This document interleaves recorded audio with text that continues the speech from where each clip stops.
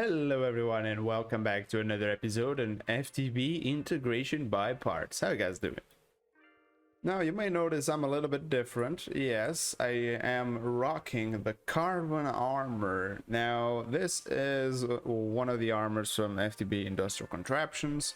In order to make this you kind of need just a lot of coal. Like I think it's like near 5 stacks of coal to make this entire armor. Because the armor needs a lot of these carbon plates, and they take carbon fiber meshes, which takes carbon fibers, which takes coal dust, which is made out of coal. And then the chest plate as well also needs to be made with a carbon ball or a graphene, which is just compressed coal balls. Yeah, and this takes a little bit more coal, so it's a lot of coal to make just this armor, but it looks pretty cool. But it doesn't seem to be super strong. I think it's a little bit nerfed from what I remember. I thought it was going to be a lot stronger. It only works if you have the chest plate on, which I do have. And it only gets powered from, well, industrial contraption stuff. So I gotta put it in here in these battery boxes to charge. Or else it's just not gonna charge. There you go. Because if I put it into this setup, for example, the charging station, yeah, it's not gonna do anything. I tried the mechanism cube, no, it does nothing, and even the Tinker's Workbench does nothing as well.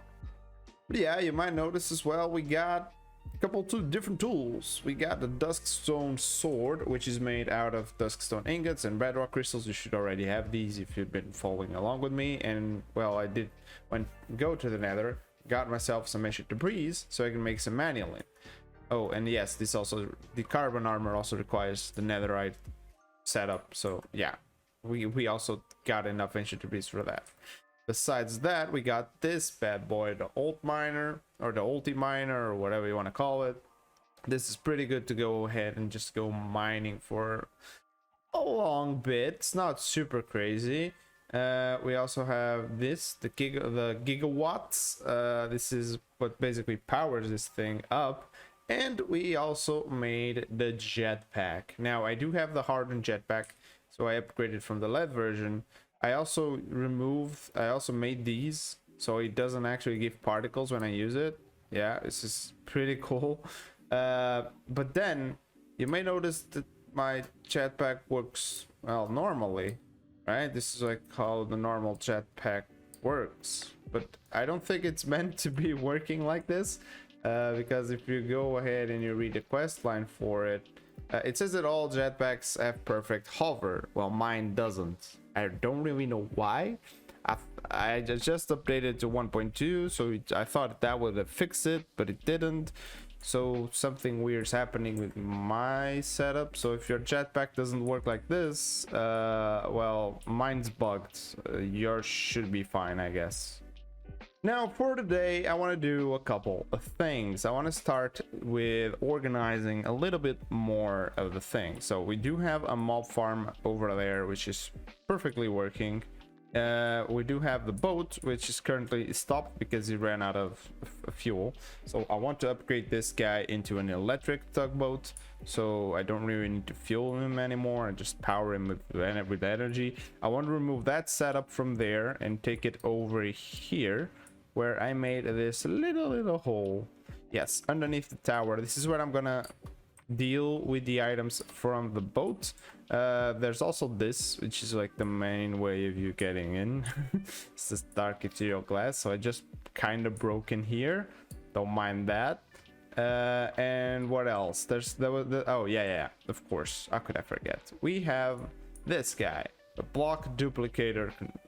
This dude duplicates like several different blocks. Like if you go here and you just type block duplicator and you search for uses, you see he actually duplicates a bunch of these blocks. So if you want to build with any of these, you can just put them into this machine right here and it will just duplicate the blocks just like it says.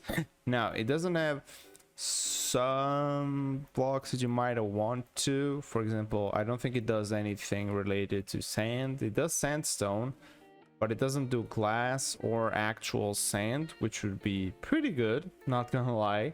But it does some very cool blocks. For example, it does bricks.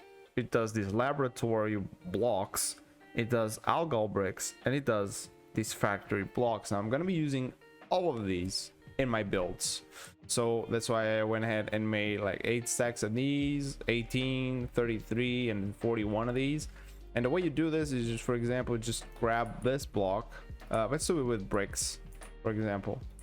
Let's grab this, and I'm gonna put it the drawer here, and all you have to do with one brick is you place it there, and you'll see if it has power, it's immediately gonna start producing tons and tons of bricks.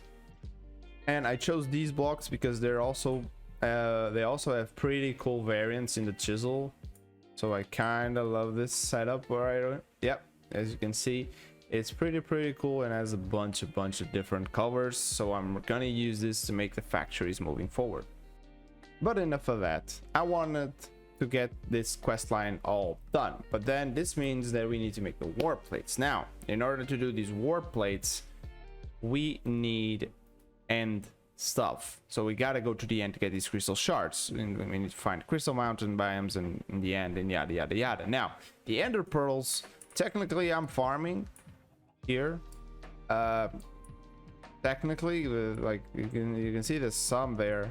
There's like, I have 2 balls, 2 slime balls, 2 ender pearls, plus I do have 1 ender eye, and then we got some more, so I can get 2, so maybe we can get just enough to open the portal to the end. Now I actually need a bow, which I don't think I have.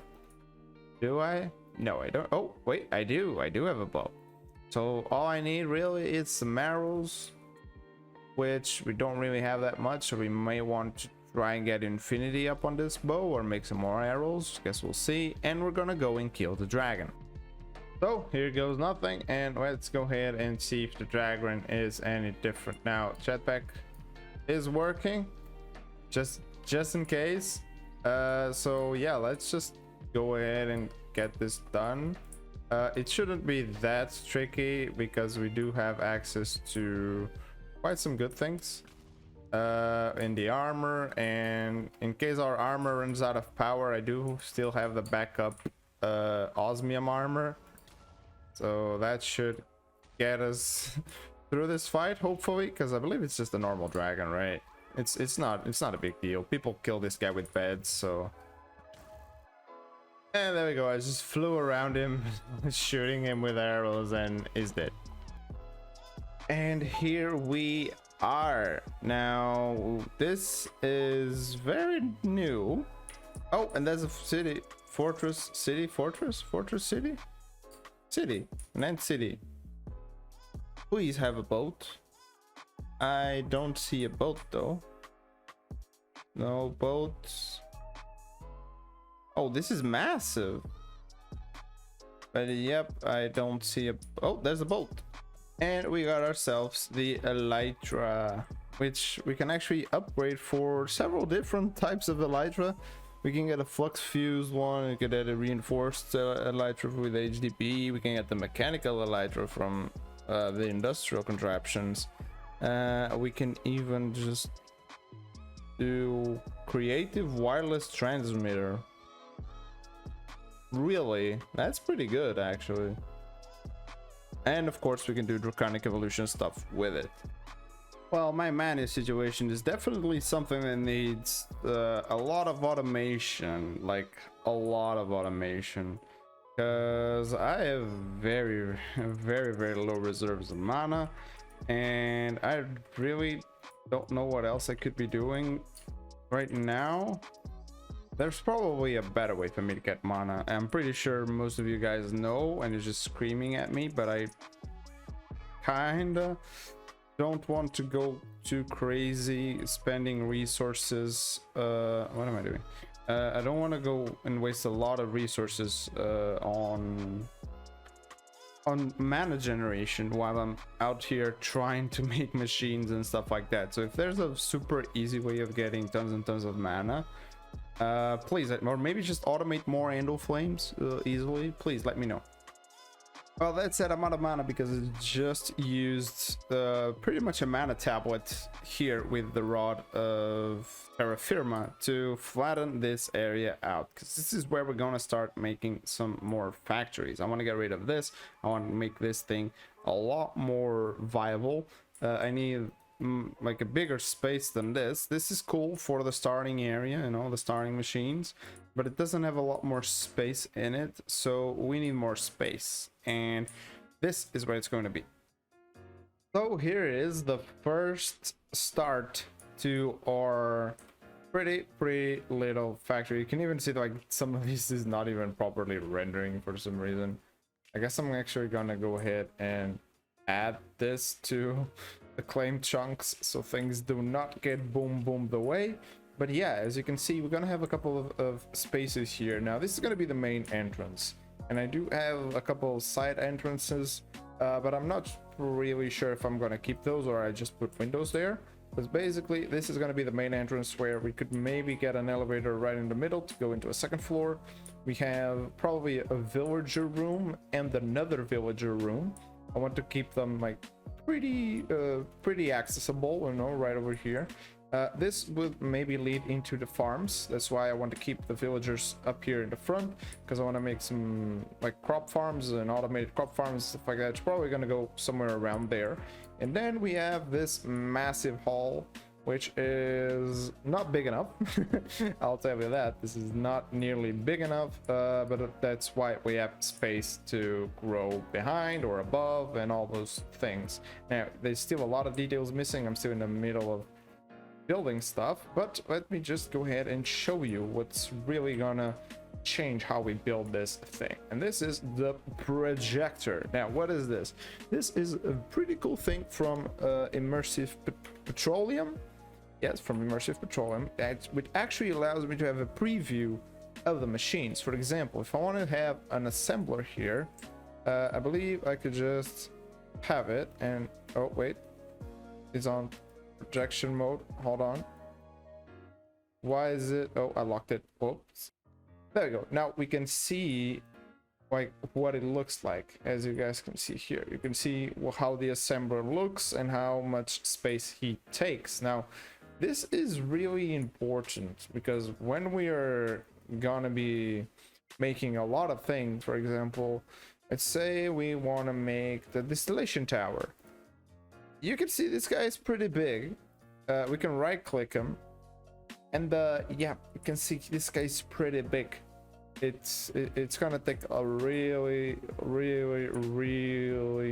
long time to get all these resources, but we'll eventually get there. Now this of course is one of the items that's not gonna stay inside of here, but this is meant for smaller things, you know, maybe a diesel generator, the improved blast furnace, for example. It tells you how to make that, when we're gonna move the metal press, how we're gonna make the mixer, not the pump jack, maybe the refinery, the sawmill, for example. Like, there's a couple of cool things, but one of those things that I really want to get is this guy, the rotary kiln. This is quite spacious. Yeah, it is quite spacious, but as you can see, it has a bunch of requirements in terms of blocks. Of course, you do need to have all these things in order to know exactly what you need. You probably want to go into here. Now, rotary kiln, there you go. And this will give you also a pretty good representation of what type of blocks it's going to need. It of course tells you right here everything you're going to need. So maybe I want to start off with this guy, because this guy is a larger coke oven, so this guy can do things a lot faster, and this will allow us get, well, more creosote, but that's not what I really want. I want to get more coke so I can make more steel easily. And there we go, the first part of today's things is now in motion. We have the amazing vessel charger, which is now powering our electric boat here, and it should, yes, perfect, there we go, just like that. And it's gonna start docking in and bringing in the items. We have this cute little dock here, which if we go ahead and go down here, we have this, all the drawers are now down here. We do have these crates from Quark, which hold 640 items each. And I got plenty of them, as you guys can see. Got 9 of them here. Not all of them are connected yet because I ran out of item pipes, so I gotta do more. But this is pretty good, you know, as you can see. Everything that can be stacked is getting into a drawer, and well, then what's not gonna be stackable is gonna end up in these crates, hopefully. And boom, this chapter is now all complete as well, which means we can go back to the astral side of things, which are gonna take a lot of machinery. And if you might be wondering why I'm starting a second building while this one is empty, is because this was gonna be for astral stuff. I want to keep the astral things at the top. Initially I didn't want to, but then I just realized, well, this is actually a pretty good height for the astral stuff, though I do not like this area right here because it's slab, so we might just end up replacing this with something else. But yeah, I kind of like having the things up here and then having some other items here. We might even just remove the top here and just build things here. Might be a good way to do it. And it's actually pretty good, this building, because it actually allows you for item cables to go in these floors. So it's just pretty good. It's a pretty good building for machinery, but I really like the idea of actually having the astral stuff. We can still fit in a couple of machines here of industrial craft, or not industrial craft, but in industrial contraptions. Because those guys need to be pretty high, like pretty high, and if I put them over there, they're gonna be pretty high. I'm pretty sure, yeah, they would be higher if they were on that building than they are here at the moment. And I went ahead and made up the altar here. I just broke a lot of these gray sheet metals and I placed the altar here, and there we go. We now have this altar. It also gives us some ender pearls, some more experience, and we can now start and making this. How do I make this? We need a starlight factory, which needs liquid starlight and mana steel. Okay, so how do I make starlight factories? Oh, this is not gonna be very fun, I think. How is this? Okay, this is gonna take like a long time. Yep, it is, because you need to place the block, you gotta link it, you gotta break the block, it's gonna fly places because there's a bunch of water here. So I'm just gonna remove the water sources. But okay, so this is how you get star metal. It's not with that machine that I was seeing. Is oh, I don't need to redo this. Okay, it's now actually doing on its own. That's kind of good. This does bring the question, can't I take this with me? I do have some card boxes, so can I? No. Okay, so I can't take that with me, unfortunately. Boom, got myself 3 star metal ingots. Now I need to make this cutting tool, which requires infused wood, a bunch of gold nuggets, and a star metal ingot. Dun, da, da, da. We have the Starlight Factory controller. Now this guy takes items and then outputs items, but it also needs some fluids. Now they did give us this liquid starlight fluid cell, which is pretty handy. But yeah, basically I guess we can actually use or do this. So if we take a look at star light, and we go here and not this one, and take a look at its uses. I can see it works like this, and oh, it's actually not gonna say the usage. Oh, well, basically this is what I wanted to see. So if you put liquid starlight in and you also put mana steel ingots, you will get star metal. So this is an easier way to get star metal. Now let's go ahead and hit a little bit of pause again on the astral things, because it takes quite a while for me to understand how things work, so then I can manage and actually go through the pack. But this one is actually simpler. So what I'm gonna do right now is I'm gonna use these flax seeds. Why? Or to do what? Well, we need to get some seed oil. Now, apparently, I believe if I just get 10 of each, there we go. We can just put them into here and we will get a full bucket. Now, what is this making? This is making us seed oil. Actually, I don't think I need all of that, but okay. Yeah, but this is going to be making us a seed oil. Now, seed oil is one of the required quests for us to actually move into space, because we need to make this. We need a seed oil bucket, and then we need to make these crystallized flax seeds. So let's go ahead and just wait a little bit on this, and I kind of want to take this off here, and it's not gonna let me, so I'm gonna have to put it into a tank and then pick it up.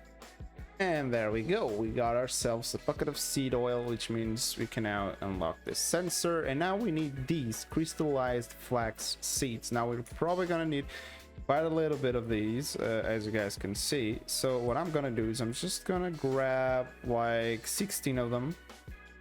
Yeah, like 16, and we're gonna put them in through our amazing system here. So 15 go there, put one there, and then we need one to put into here, so it actually knows that it can allow these crystallized flax seeds to be processed. And this is how I'm pretty much automating these things with vanilla redstone. It's so cool. And the next step is turning the crystallized flax seeds into empowered flax seeds. And in order to do this, we need this setup right here. So let's go ahead and just place these guys onto here, like so, and then boom. Now I want to see if I can automate this with some hoppers, because otherwise it's gonna take a while to process all of these recipes. But there we go, we got that, which means we are one step closer, or we actually just unlocked this, the metal empowerer, which means we're gonna start empowering some ingots. So hopefully we will be going to space soon, because that's gonna unlock a lot of things, mainly better machines, solar power, like for example this thing, so we can put solar panels all the way up in the moon, and then it will power our space, or not our space, but our areas down here. Now that being said, we do have the flux networks. Now I wanted to see how we could make this, and like how expensive it might be. Okay, we need black crystal of lives. Okay, there we go. This is why this is expensive, because we need mechanism items. We need this bad boy, the chemical crystallizer, and of course these guys all need to go through the basic processing with metallurgic infusers and all those things. And this means empowered steel ingots and dash ingots. This is only got enough space, and rich slag, which I don't really know. Okay, so we gotta make an induction smelter so we can process sapphire and sulfur and all these other things, so we can maybe get some rich slag out of there, or we can find the block of rich slag. I don't know if we can find that. Yeah, so there's a bunch of things that we need to do. But guys, this is with all that said, and a lot of building ahead of me and a lot of grinding ahead of me, that we're gonna have to end up the episode here for today. And of course, hopefully you guys enjoyed this video. Don't forget to like and subscribe if you haven't, and see ya in the next one. Bye.